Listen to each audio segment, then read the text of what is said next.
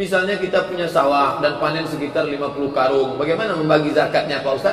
Laisa fi maduna khamsati awsuq shadaqah. Di bawah 5 wasak tak ada zakatnya. 5 wasak itu berapa? 520 kilo bersih. Kalau kotor sama kulit 630 kilo gabah. Kalau bersih habis kulit padi hilang, bersih beras 520 kilo, keluarkan 10% kalau tak ada hujan. Kalau irigasi keluarkan 5%. Nah, 50 karung ini sampai tak 630 pakai kulit? Sampai tak 520 bersih kulit? Kalau sampai keluarkan 10%. Kalau tak ada hujan, kalau irigasi potong biaya operasional 5%. Apa perbedaan antara infak, sedekah dan zakat? Zakat wajib. Kalau infak harta, infak duit, infak semen, infak keramik. Kalau sedekah tidak materi. Asal infak materi. Kalau sedekah non materi. Tabassumika fi wajhi akhika sedekah. Senyummu ke wajah saudaramu sedekah. Itulah adilnya Allah. Orang kaya berinfak, orang miskin bersedekah. Yang kaya ngasih semen, infak. Yang miskin ikut mengacau semen. Mengacau semen itu maksudnya bukan dikacau-kacaunya semen. Apakah harta temuan wajib dizakatkan Pak Ustaz? Namanya luqatah. Dalam bab fikih namanya luqatah. Kalau ada ketemu barang temuan, maka diumumkan selama setahun. Kalau sudah setahun tak ada pemiliknya, maka itu menjadi milik bapak. Kalau dia ukurannya lebih 85 gram emas, 42.500.000 keluar zakatnya. Kalau tak sampai, maka tak ada zakatnya. Misalnya harta kita telah sampai nisab, kita keluarkan zakatnya. Harta itu telah bersih. Setelah setahun kemudian harta kita mencapai nisab, apakah perlu dikeluarkan? Haul, setiap setahun sekali. Saya anjurkan Bapak Ibu berzakat menjelang Ramadan. Ada 3 manfaat berzakat menjelang Ramadan. Pertama, menolong orang susah yang tak bisa kerja keras, bisa dia puasa. Yang kedua, kita ingatnya cepat. Asal mau dekat Ramadan, zakat. Asal mau dekat Ramadan, zakat. Yang ketiga, berzakat di dekat bulan baik, maka mendapatkan kelipatan amal. Yang selama ini zakatnya pakai Januari, Februari, rawah menjelang Ramadan. Bagaimana konsep Islam tentang zakat profesi Pak Ustaz? YouTube Somad zakat profesi, enter, lengkap. Misalnya tentang zakat profesi, sang manajer langsung potong atas. Kan tidak ada akadnya Ustaz. Apakah sah? Akad itu hukumnya tidak wajib, tidak rukun, tidak syarat. Tidak wajib, tidak rukun, tidak syarat. Akad dalam zakat sunnat. Wa sholli alaihim, doakan mereka. Inna sholataka sakanul lahum. Doa engkau itu menjadi ketenangan buat mereka. Aku bayarkan zakatku ini untuk fakir miskin karena Allah Ta'ala. Barakallahu laka fi amwalika. Maka doanya itu adalah untuk menenangkan dia. Apa hukumnya akad itu? Sunat, bukan rukun, bukan syarat, bukan wajib. Makanya di Malaysia orang bayar zakat pakai kartu gesek. Mana ada mesin untuk mendoakan? Aku bayar, terima kasih, kudoakan kau, kudoakan kau, kudoakan kau. Bagaimana cara mengeluarkan zakat biji-bijian Pak Ustaz? Padi, jagung, gandum itu sama semua. Kiaskan ke padi, kiaskan ke gandum. 630 belum kupas kulit, 520 sudah kupas kulit. Zakat 10% pakai tanda hujan, 5% pakai irigasi. Jika kita punya rumah sewa, bagaimana cara mengeluarkan zakatnya Pak Ustaz? Rumah sewa ibu berapa? 100 pintu Pak Ustaz. Berarti 100 juta sebulan. 1 juta sejuta. Enggak, pintunya aja yang 100. Oke, 100 juta. Maka langsung dikeluarkan begitu dapat. Berapa keluarnya? 2,5%. Kalau 100 juta berapa zakatnya? 2,5%, 2,5 juta. Jika ibu ketika mempunyai kalung emas, apakah perlu dikeluarkan zakatnya Ustaz? Kan kalungnya dipakai sehari-hari. Zakat perhiasan perempuan, gelang, subang, anting, gigi emas, maka 2 pendapat. Pendapat Hambali keluarkan sekali seumur hidup. Gelang, rantai, subang, anting semua sekali seumur hidup. Itu pendapat Hambali. Kalau ada nanti Ustaz ceramah, keluarkan sekali seumur hidup. Hambali. Sedangkan mazhab yang lain tidak ada zakatnya sampai beratnya 200 dinar. 200 dinar itu 850 gram. Sekilo kurang seon setengah. Kalau ada rantai ibu sekilo kurang seon setengah. Asal dipakai undangan membungkuk, baru ada zakatnya. Kalau tak sampai tak ada zakatnya. Tapi saya anjurkan pakai yang Hambali. seumur hidup keluarkan sekali. Balik dari sini langsung amalkan. Gelang, lantai, subang, anting, berapa beratnya? Keluarkan 2,5% sekali seumur hidup. Bapak Ibu sekalian, ada ziyadah, ada israf, itu lain. Ya. Ada melebihkan, ada berlebihan, itu berbeda. Dalam bahasa standar itu melebihkan boleh, berlebihan itu yang dilarang. Melebihkan itu ziyadah namanya, atau fadlah, keutamaan. Makanya ketika Allah memberikan kelebihan pada hambanya disebut dengan fadlu, wa kana fadlullahi 'alaika 'azima, dan adalah keutamaan kelebihan yang Allah berikan kepada Anda, kepada kalian, kata Allah, itu hal karunia yang sangat besar. Ya. Ada orang misalnya diberikan oleh Allah, misal dalam pengetahuan, orang terbatas yang wajar dia tahu, ada diberikan lebih. Ada kelebihan dalam bentuk harta, ada kelebihan dalam bentuk kedudukan. Nah, kelebihan itu kalau digunakan oleh kita untuk mendekat kepada Allah, itu yang disebut dengan fadlun. Fadlun. Misal, ada yang diberikan kedudukan cuma dengan untuk meraih kesenangan dunia saja. Ada yang begitu. Tapi ketika diberikan kedudukan, dia membuat polisi-polisi yang itu untuk jadi ibadah, wasilah ibadah kepada Allah. Ya. Misal, diberi kedudukan di perusahaan, dia terapkan. Gak boleh misalnya jam sholat dipakai rapat, misal, kan? Atau dia membuat desain taklim macam-macam, atau menerapkan hukum-hukum yang langsung berlaku secara umum. Itu jadi pahala. Itu fadlun namanya. Di keutamaan, kelebihan yang dijadikan wasilah untuk mendekat kepada Allah. Tapi kalau kelebihan-kelebihan yang sifatnya bernuansa negatif, ya, bahkan melanggar ketentuan, itu disebut dengan israf. Wala tusrifu, janganlah engkau berlebihan. Bisa jadi begini, berlebihan melewati kadar yang diperkenankan dalam arti untuk menampilkan penyakit yang muncul. Misal, dia 2,5%, saya 5 supaya orang tahu sekomplek bahwa saya juga bisa mengerjakan lebih daripada dia. Dikeluarkan 5. 5 itu wujudnya memang menambah, tapi karena niatnya buruk jadi riya di situ. Itu israf namanya. Ya, ada yang karena penyakit hati. Ya. Ada yang kedua, mohon maaf, israf karena nafsu. Karena nafsu, kalau tadi kan penyakit masuknya ke kolbu, kalau ini nafsu, ya nafsu. Misal makan, biasa makan misalnya kan, antum makan, misal ada yang sekali piring, satu piring sekali nambah, ini yang 3 kali nambah terus, kan? Itu israf namanya, israf. Ada israf dalam berpakaian, israf dalam berpakaian ada. Ya. Misal kita ambil di Quran surah ke-7 ayat 31. Ya bani Adam khudhu zinatakum inda kulli masjidin wa la tusrifu innallaha la yuhibbul musrifin.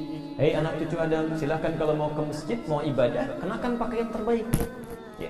Tapi jangan berlebihan. Jangan berlebihan.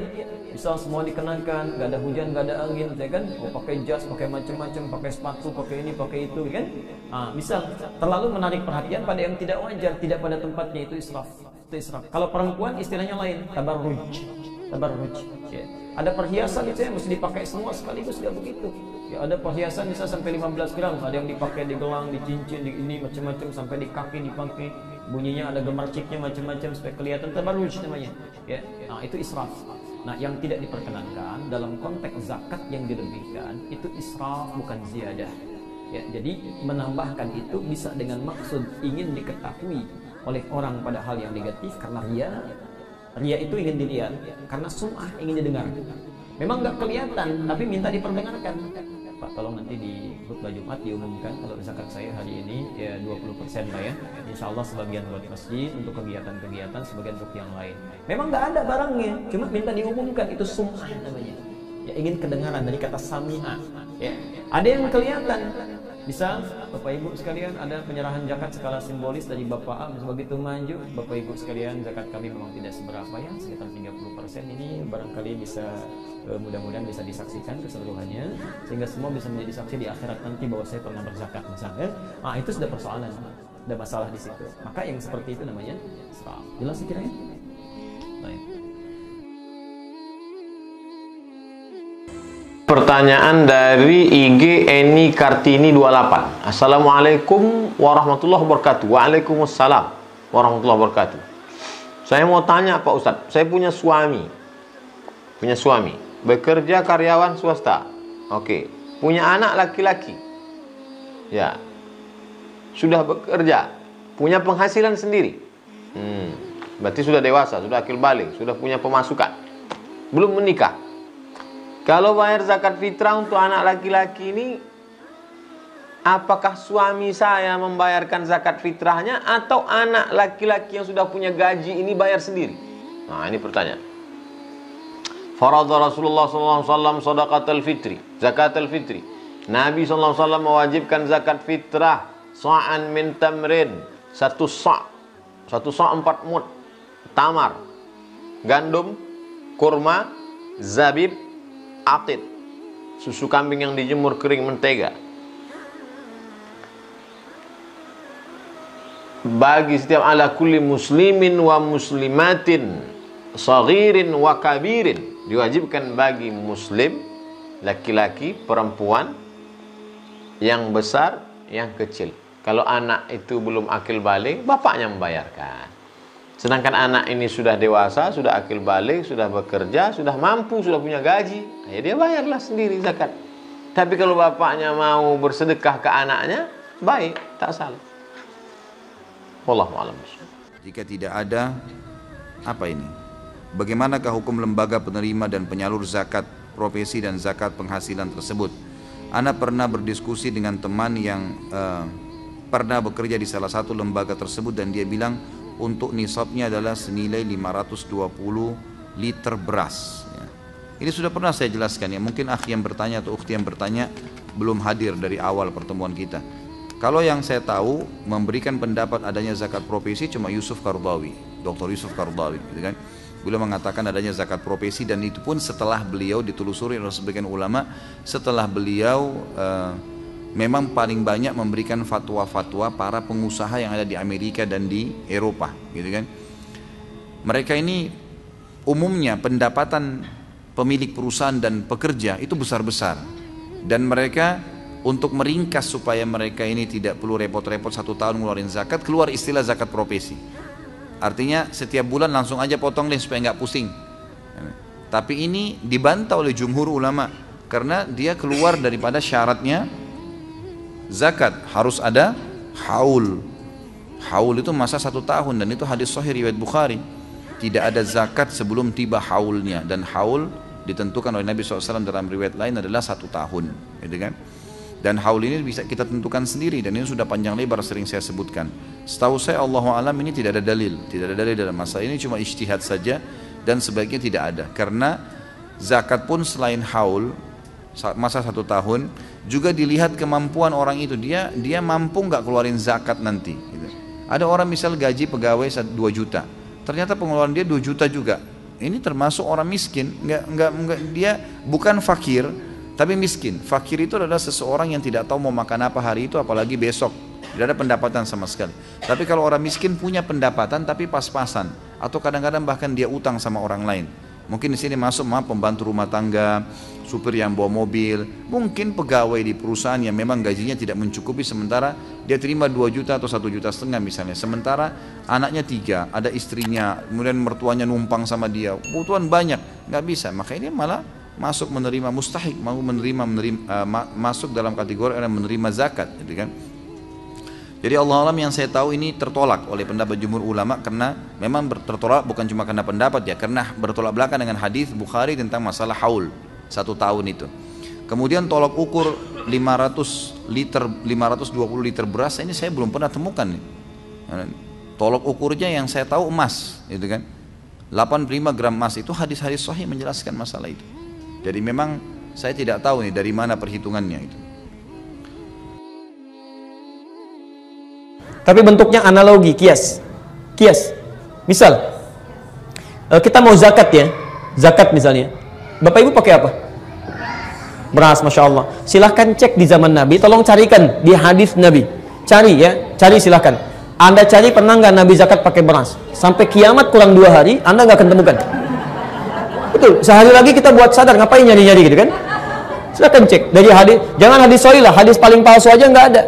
Di pemalsu hadis pun tidak tertarik memalsukan hadis ini karena nggak ada. Nabi nggak pernah zakat pakai beras. Lalu apakah Anda katakan kalau yang zakat pakai beras kemudian bid'ah? Tidak. Ini metodenya kias, karena Nabi zakatnya pakai kurma atau gandum. Nah, kurma gandum ini dilihat sebagai makanan pokok. Kata Muawiyah, ya beliau katakan saat menjabat gubernur di Damaskus, beliau katakan hadzani irqon, ini makanan pokok. Jadi kalau satu penduduk makanan pokoknya misalnya bukan kurma dan gandum, dia boleh kemudian berzakat menggunakan itu. Ya walaupun contohnya tidak ada, tapi dalilnya ada dengan menggunakan metode kias. Bapak Ibu apa makanan pokoknya? Alhamdulillah. Kalau saya bukan, saya nasi ya. Beras itu makanan pokok bagi hewan yang punya tembolok. ya, ayam beras, bebek beras, ya, masya Allah. Alhamdulillah. Kami nasi, ya, sumbernya dari beras dimasak terlebih dahulu. Alhamdulillah. Tapi karena sumbernya, ya, makanan pokoknya nasi, sumbernya dari beras, maka boleh berzakat menggunakan beras. Contohnya nggak ada, tapi dalilnya ada. Paham sampai sini? Selanjutnya, tolong dijelaskan secara singkat zakat profesi, karena ada di antara kita yang mendukungnya petani aja mengeluarkan zakat, kok pegawai tidak. Saya sangat mendukung adanya zakat profesi kalau jujur. Jujurnya apa? Zakat pertanian itu yang dijadikan dalil untuk zakat profesi, itu zakatnya kan 1/10 atau 1/20. Jadi silahkan para pejuang zakat profesi itu kalau mengut zakat profesi ya jangan 2,5%, 1/40, tapi pungutlah 1/10. Tidak ada yang berani. Inilah pola pikir yang kebalik. Dalam ilmu usul fikih, kalau namanya kias, menganalogikan suatu hukum dengan suatu hukum, itu harus sama. Jadi kalau hukumnya wajib, ya hasil analoginya juga harus wajib. Kalau analoginya 2,5%, ya harus 2,5% hasilnya. Kalau yang hukum asalnya itu 1/10, ya hasilnya seperti kalau kiasnya, dikiaskan zakat pertanian yang jumlahnya itu zakatnya 1/10, lalu hasilnya 1/40. Ini kan pola pikir yang tidak benar. Makanya para pejuang zakat profesi itu sejatinya adalah memprofesikan zakat dan tidak memperjuangkan zakat. Akhirnya dia jadi profesi. Profesinya apa mas? Pemungut zakat. Karena zaman sekarang yang kenyang duluan adalah para pemungut zakat sebelum orang miskin. Karena kalau dapat zakat gunakan apa? Bangun rumah sakit. Kan amalnya terus dapatkan gaji tiap bulan sebelum makin miskin. Kalau sudah ada yang mati kelaparan, ada yang mati sakit, belum mendapatkan apa rumah sakitnya belum berdiri. Karena zakat sebagaimana yang Allah tegaskan, tu'khadhu min aghniya'ihim faturaddu 'ala fuqara'ihim, dipungut dari kaya segera diberikan kepada yang miskin. Namun sekarang para penggiat zakat ini tidak rela kalau orang miskin itu mampu berhasil keluar dari kemiskinannya. Jangan dikasih banyak-banyak, nanti jadi orang kaya. Jadi sekarang miskin, ini ada zakat setengah miliar, jangan dibagi kepada 10 orang, masing-masing akan mendapatkan 50 juta. Jadi kaya dia, ya alhamdulillah kaya. Kan besok tidak menerima zakat lagi, sekali menerima, tapi besok akan menjadi pemberi zakat. Tidak masalah seperti itu. Makanya kalau mengatakan tidak masalah zakat satu orang berapa pun sana yang diberikan kepada satu orang miskin berapapun dia dapatnya, tidak masalah. Kenapa? Kalau setelah mendapatkan zakat jadi orang kaya, maka alhamdulillah tujuan zakat terwujud. Jadi orang kaya besok dia jadi pemberi zakat, tidak terus menjadi penerima terus. Karena zakat profesi itu tidak ada dalam Islam. Zakat profesi itu hanya didengungkan oleh orang yang tidak belajar tarikh sejarah. Dikira gaji itu hanya ada zaman sekarang. Di zaman para sahabat dulu juga sudah ada gaji. Abu Bakar jadi khalifah itu dapat gaji, disebut dengan apa atau rizq atau razq, disebut dengan pemberian atau razq, yang kalau bahasa sekarang adalah gaji. Itu tiap bulan sama diberikan. Makanya ketika Abu Bakar pertama kali menjadi khalifah, hari pertama dia ingin ke pasar, dicegat oleh Umar bin Khattab. Tidak, kau tidak boleh ke pasar, kau punya pekerjaan yang lebih dari itu. Kalau gitu, dari mana keluarga akan makan? Kata Umar, kami akan berikan. Abu Bakar mendapatkan gaji dari Baitul Mal.